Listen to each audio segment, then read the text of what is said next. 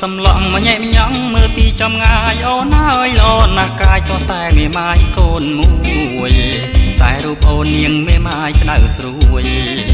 តែរូបអូននាងមេម៉ាយក្តៅស្រួយមេម៉ាយកូនមួយឈ្ងុយដូចដូងដុត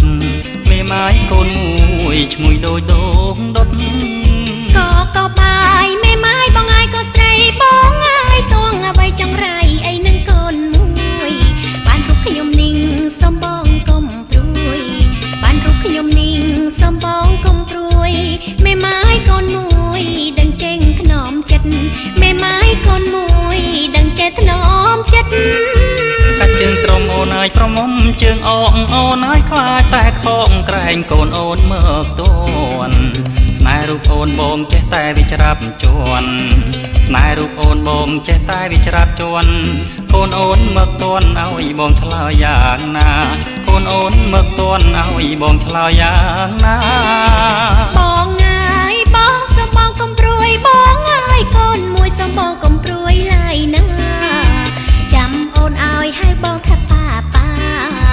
ចាំអូនឲ្យហើយបងថាប៉ាហើយ5វាថាប៉ាម៉ាក់ទៅនឹងបានថ្មីហើយ5វាថាប៉ាម៉ាក់ទៅនឹងបានថ្មី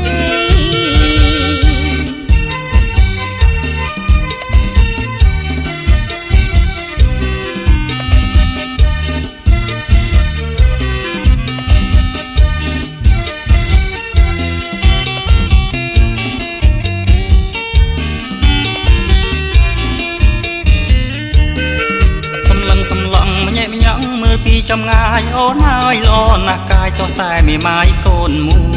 យតែរូបអូននាងមេម៉ាយក្តៅស្រួយតែរូបអូននាងមេម៉ាយក្តៅស្រួយមេម៉ាយកូនមួយឈ្ងុយដូចដូងដុតមេម៉ាយកូនមួយឈ្ងុយដូចដូងដុតក៏បាយមេម៉ាយបងអាយក៏ស្រីបងអាយតួងអ្វីចង្រៃអីនឹងកូនមួយបានរូបខ្ញុំនាងសំបងកុំ